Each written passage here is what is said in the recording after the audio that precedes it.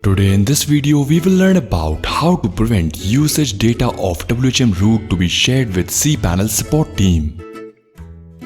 If you want to prevent your usage of WHM root data to be shared with Cpanel company, in that case log into WHM root and then go to server configuration.